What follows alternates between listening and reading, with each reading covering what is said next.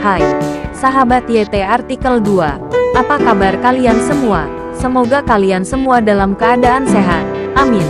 Sebelum melanjutkan ke ceritanya, jangan lupa tinggalkan like, komen, dan subscribe. Karena dengan like dan komentar kalian, yang semakin membuat admin semangat mengupload lanjutan ceritanya.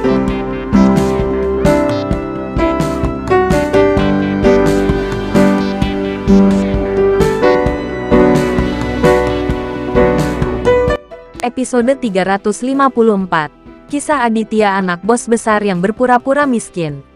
Ketika Tuan Wahyu mengucapkan 3 kata, klub biru dan putih, suaranya jelas bergetar. Apalagi ekspresi wajahnya sangat tidak wajar dan menakutkan. Aditya terus menatap Wahyu, tapi dia segera melihat perubahan ekspresi wajah Wahyu. Aditya masih pandai menangkap detail seperti ini. Meskipun Wahyu berusaha sekuat tenaga menyembunyikannya, Aditya tetap melihatnya. Benar, saya bertengkar dengan orang-orang dari klub biru putih.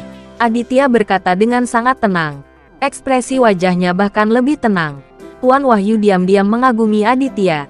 Dia menemukan bahwa Aditya benar-benar berani melakukan apapun. Klub biru dan putih, apakah itu bisa tersinggung? Dia khawatir Aditya akan hancur kali ini. Tuan Wahyu berpikir dalam hati. Tetapi dia berpura-pura baik hati dan berkata kepada Aditya, "Tuan Aditya, tahukah Anda betapa menakutkannya kekuatan klub biru dan putih?" Aditya benar-benar tidak memiliki kesan yang baik terhadap Wahyu ini. Perilaku dan penampilan Tuan Wahyu beberapa kali terakhir ini benar-benar mengecewakan Aditya. Jika seseorang tidak menyukai seseorang, dia akan menganggap orang lain itu tidak menyenangkan, tidak peduli bagaimana dia memandangnya. Sekarang ketika Aditya melihat Wahyu, Aditya merasa sangat tidak senang. Haha, betapa menakutkannya itu. Aditya tersenyum dingin dan bertanya pada Wahyu. Tuan Wahyu menelan air liur dan berkata dengan serius kepada Aditya, "Tuan Aditya, kekuatan Asosiasi Biru dan Putih sebagian besar ada di ibu kota provinsi. Asosiasi ini telah berkembang dalam beberapa tahun terakhir dan telah mengambil alih saya." Ngomong-ngomong soal ini, wajah Wahyu menjadi sedikit panas. Lagi pula dia diakui sebagai bos nomor 1 di ibu kota provinsi. Dan bahkan diakui sebagai kekuatan paling kuat di seluruh provinsi. Wahyu merasa sedikit terkejut setelah mendengar apa yang Wahyu katakan. Meskipun dia tidak ingin bertemu Wahyu, Aditya masih sangat menyadari kekuatan Wahyu di provinsi tersebut. Bahkan Dilan yang begitu hebat hanyalah seorang bawahan di hadapan Wahyu. Jika bukan karena Aditya yang meliput Dilan, Dilan tidak akan lagi layak disebutkan di depan Wahyu. Kekuatan klub biru putih sebenarnya lebih besar dari Tuan Wahyu. Ini mengejutkan Aditya. Apakah kamu takut dengan klub biru dan putih? Aditya berpikir sejenak dan bertanya pada Tuan Wahyu. Wajah tua Tuan Wahyu memanas dan dia berkata dengan canggung, "Bukan berarti saya takut, tapi saya selalu menjaga hidup saya. Apakah klub biru putih datang untuk memprovokasi saya? Saya tidak akan memprovokasi mereka." "Ya, Tuan Aditya, Tuan benar. Bos klub biru putih, Ruben, adalah orang yang kejam. Terlebih lagi, klub biru putih memiliki banyak orang. Jadi Anda harus berhati-hati."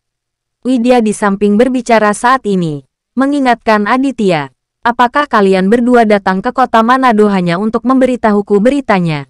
Aditya bertanya kepada Wahyu dan Widya. Faktanya, Aditya telah melihat bahwa Wahyu dan Widya datang ke kota Manado dengan tergesa-gesa. Mereka pasti datang bukan untuk memberitahu orang-orang. Mereka seharusnya memiliki tujuan masing-masing. Benar saja, Aditya dapat menebaknya. Wahyu datang ke kota Manado untuk mencari Aditya. Dan dia tidak datang untuk mengingatkan Aditya agar berhati-hati. Hehe. Saya tahu tidak ada yang bisa disembunyikan dari Tuan Aditya. Tuan Wahyu terkekeh dan menatap Aditya lagi dan lagi. Aditya merasa sedikit tidak senang saat melihat Tuan Wahyu memang ada di sini dikelilingi oleh awan, gunung, dan kabut. Jika itu adalah Dilan, dia pasti akan memberitahu Aditya secara langsung jika dia ingin mengatakan sesuatu. Tidak seperti Tuan Wahyu, yang bertele-tele. "Jika ada yang ingin kamu katakan, katakan saja. Jika tidak terjadi apa-apa, kembali saja ke Ibu Toraja." Aditya berkata kepada Wahyu dengan sangat tidak senang. Wahyu merasa cemas ketika melihat ini, dan berkata dengan cepat, "Itu dia, Ruben. Bos klub biru dan putih. Sangat mengagumi Anda, Tuan Aditya, dan dia ingin berbicara dengan Anda." Setelah mendengar ini, wajah Aditya langsung tenggelam. Dia juga telah menerima wahyu ini, dan lelaki tua ini sebenarnya ada di sini untuk menjadi pembawa pesan lagi.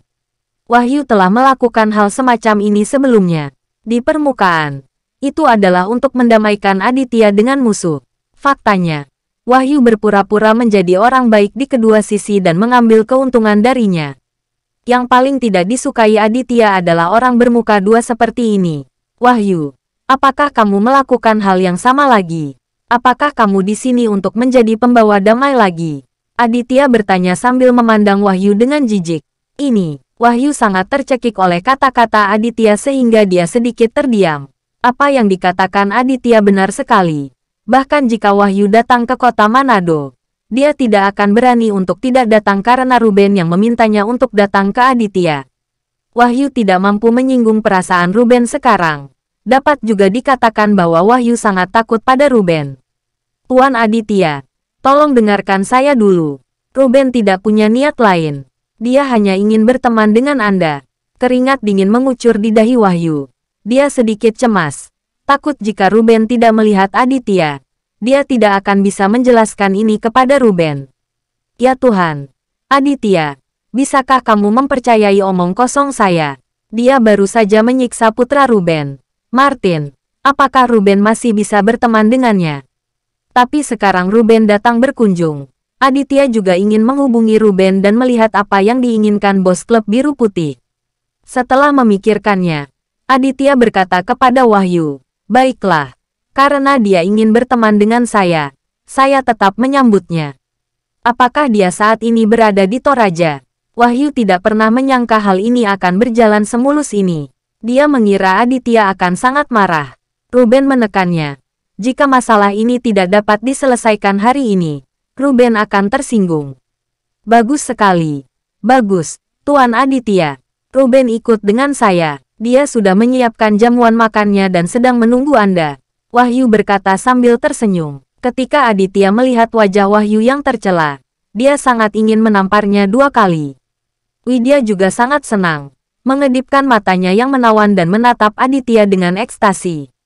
Tuan Aditya, seperti kata pepatah, lebih baik membubarkan musuh daripada membuat simpul. Wahyu dan saya juga telah mendengar bahwa Anda memiliki beberapa konflik dengan putra Ruben. Jadi kita harus mengambil kesempatan ini hari ini untuk menyelesaikan kesalahpahaman. Widya tersenyum dan berkata kepada Aditya, "Tidak perlu bicara lebih banyak. Kalian berdua yang memimpin." Tidak ada ekspresi di wajah Aditya. Dan dia berkata kepada Wahyu dan Widya dengan sangat tenang. Ketika Widya mendengar ini, dia memutar pinggangnya dan masuk ke dalam mobil. Dia masih sangat senang. Tetapi Wahyu jauh lebih berpengalaman daripada Widya. Dia merasa bahwa Aditya tidak dapat diduga dan tidak dapat mengungkapkan emosi atau kemarahannya, sehingga sulit baginya untuk memahaminya. Wahyu juga masuk ke dalam mobil.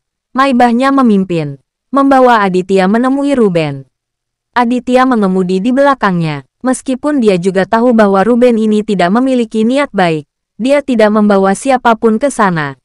Bagaimanapun, ini adalah kota Manado. Apakah dia masih takut pada Ruben? 10 menit kemudian, Maibah Kevler berhenti di pintu masuk Hotel Rosewood. Aditya mengerti bahwa Ruben akan menemuinya di sini. Wahyu membawa Widya keluar dari mobil. Keduanya segera tiba di depan mobil Aditya dan membantu Aditya membuka pintu. Kedua wanita penyambut tamu di depan pintu hotel kaget. Orang yang mengemudikan Maibah justru membuka pintu mobil BYD, seolah-olah dia adalah bawahannya. Situasi seperti apa ini? Bersambung.